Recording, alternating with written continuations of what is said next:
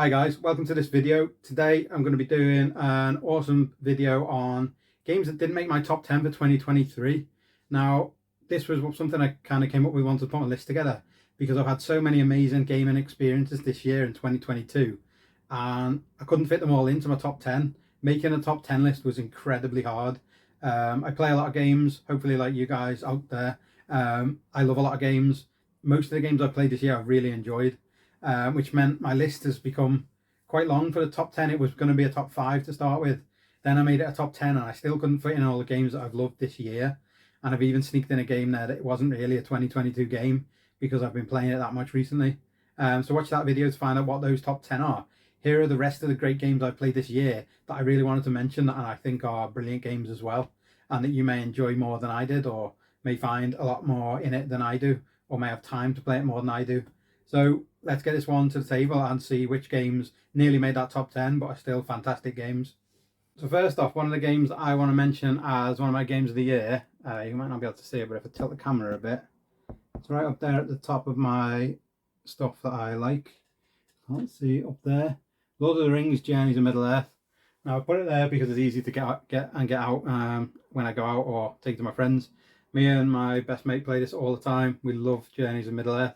But it wasn't released in 2022, so I felt like that was a bit of a cheat. There has been some expansions this year that have really added to it. I absolutely love this guy. I don't know where he is, not showing up on camera, he's behind that. The Witch King of Angmar. He looks absolutely amazing and is a phenomenal model. Came out recently in a mini expansion. I have every expansion for Lord of the Rings, Journeys of Middle-earth. It is a great game. Very unique the way it plays, different. Lots of skill checks and stuff, but the cards you have are limited until you build up and play a bit more and get more successes. But some cards that don't have successes on can be really powerful, so do you want to limit your successes to give better powers and stronger cards with other stuff? Mainly no. Mainly I want more successes and I want to achieve good rolls and good things when I get to things, and it's a great app implementation. One of the only other games outside of Forgotten Waters where I played at games. Most Lucky Duck games with apps are brilliant, and this game, most other games, their apps tend to be a bit rubbish, but this one is great and works really well. The maps you generate are normally different every time you play. The characters, there's loads of different characters, especially if you've got both of the big expansions. You end up with something around 20 odd characters, I think. They each have different abilities and different weapons. You can mix your weapons if you want. You don't have to stick with Gandalf having a staff and a sword.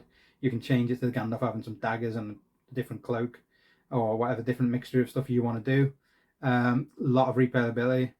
3 main campaigns, 3 others you can buy, and then great minis as well that if I was better at painting I would like to paint up. So that's my first game that didn't really make the list. Next up is Pandemic Legacy Season 1, which you can see up here. I only played that this year, started playing it. Absolutely brilliant game. I love Pandemic as it is, and playing through this has been great fun. We have my friend around quite a bit, James, and me and James and my wife play this as a 3-player, and it's a great experience every time we've played it. Obviously lots of secrets around each corner that I won't spoil for you. Really interesting, really fun, really mixes things up, changes the rules, gives you powers, does all sorts of stuff. It is a fantastic game. I highly recommend it. It's just not on my 2022 list because it didn't come out this year, but it's amazing. Give it a go.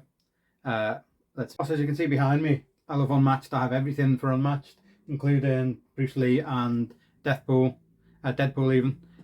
It's a fantastic game. It works really well, 2 players.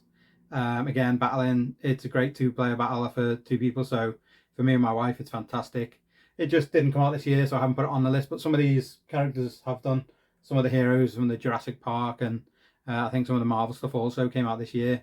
And I'm also looking forward to the Houdini and the Genie set that's coming soon that I've pre-ordered. So I do own everything for this thing, even Buffy, and they all play really great together. T-Rex is a bit of a beast. My wife always smashes me with her, so looking forward to finding someone that can beat her. But this has been a game we've played a lot this year as well. Fantastic game, quick game, easy to learn. Not a lot to it really, but when you play it, there's a lot of strategy and depth and where you're going to move, how you're going to position yourself on the board. Can you get away from T-Rex being that extra 1 space away to attack?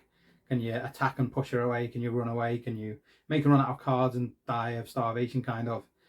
Played a long game. It's a great game.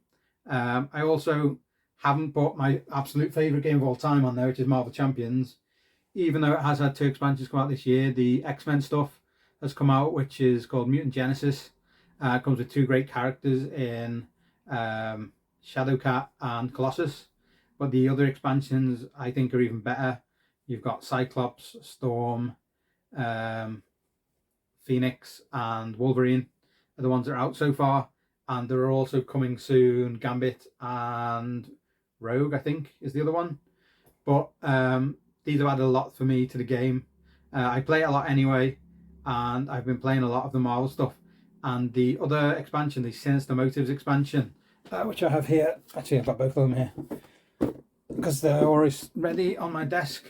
The Sinister Motive expansion was my favourite of all the expansions. It added some more Spider-Man stuff. I ended up doing Spider-Man and Spider-Man Miles Morales together as a double team, and they were both great fun to play as. Miles Morales was the new character that comes in this, and Ghost Spider is also a fantastic character that came in this. The 2 characters in this are most probably the best 2 characters that come in any of the expansions. They are both really unique and great fun to play. Miles Morales has a bit more tech than regular Spider-Man. Ghost Spider has even more crazy stuff and a card that can be played to completely disrupt the whole game, kind of. I don't remember what it's called, but it's a 5-cost card, I think, or a 4-cost card. She has some really cool stuff.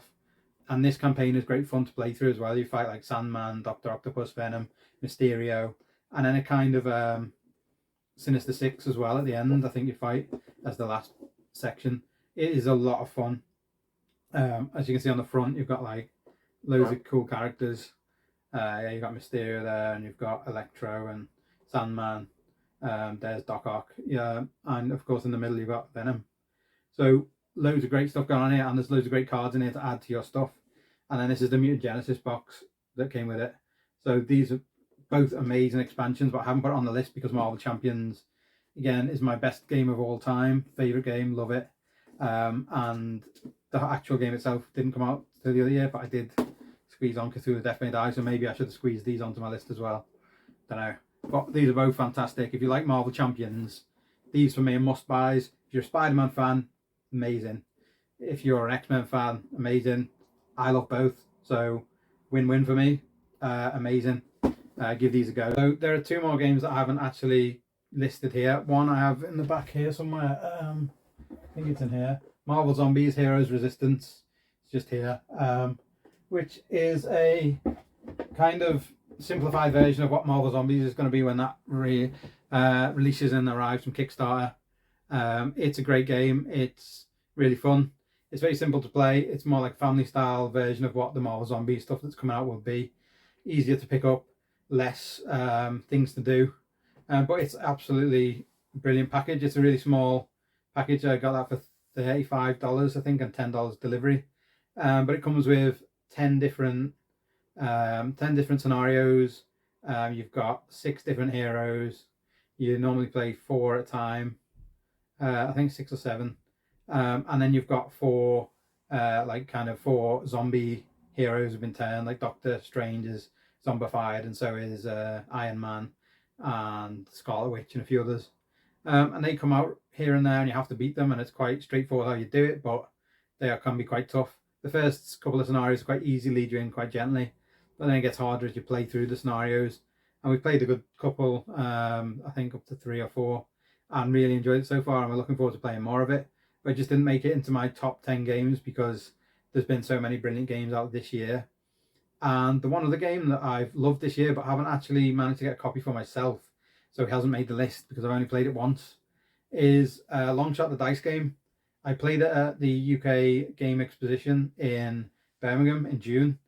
I played with 6 people, and it was crazy. Oh no, it was 7, I think. And it was just crazy and great fun. Played with lots of people I know from Instagram and people I've met online. And it was such a great laugh. It was really easy to play. It was just roll and write, check your numbers, buy something, cross something off. If you cross enough things off on the kind of bingo grid, you get a bonus. You can move horses forward. You can move your horse forward and another horse back. You can buy horses to give you extra stuff. You can make money by betting on things. And at the end, everyone's pushing and pulling to try and get their horse over the line or block someone else's going over the line, and then pushing one forward to get one back. Oh, it's crazy. Everyone's like really excited. Everyone's like, come on, get 5 forward. Come on, get 3 forward. And you can bet on number 4 as well because someone else is doing well with that. So you're trying to push it forward, but then everyone else sees that you're both going for number 4, so they're trying to drag it back and push another forward. It's a great game. It's really exciting. It's a great game to watch from the outside as well. And I've only played it once, like I say, but it was fantastic. It's a really great group game. So if you like that type of game, I highly recommend it. So as you can see over here, I have Too Many Bones. This game is absolutely amazing. I have so much stuff for it. I think the only bits I'm missing, you can see the trove chest over there. I have quite a few characters now. On the way from the Kickstarter with the Game Found campaign, I've got loads of stuff coming that I didn't have before. I just forgot that I didn't have Splice and Dice, so I'm going to have to get that at some point in the future. I've heard that's fantastic. But I have other stuff like 40 Days of Daylor and the other new 40 Days stuff coming.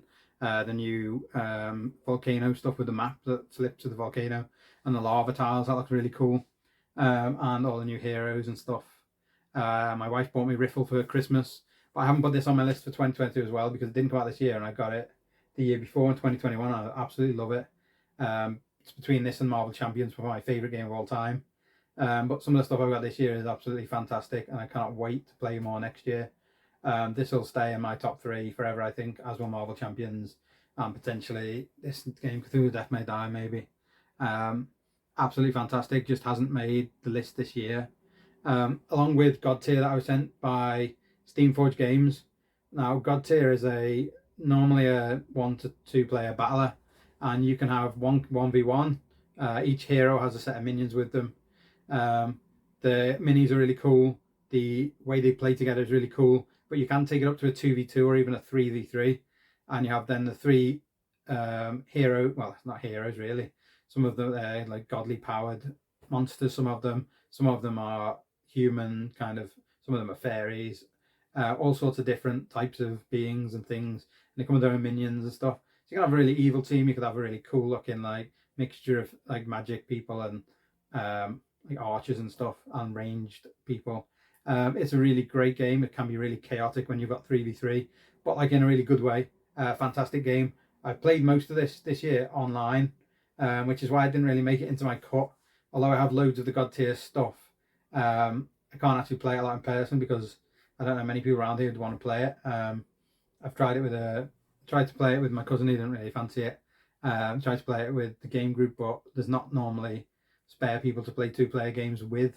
A couple of people seem like they would like it, but just haven't had a chance to play it with them. So mainly I've played online, which has been brilliant actually. Played a lot with Callum from the Northern Dice. He's a really cool guy. Give him a follow. And absolutely love it. But it just hasn't made the cut this year because the field was so strong. 2022 games are amazing. They have been brilliant this year. Let me know what your favourite games are from this year. I'd love to know in the comments. And if you like this video, please leave a like in the comments below. Thanks for watching.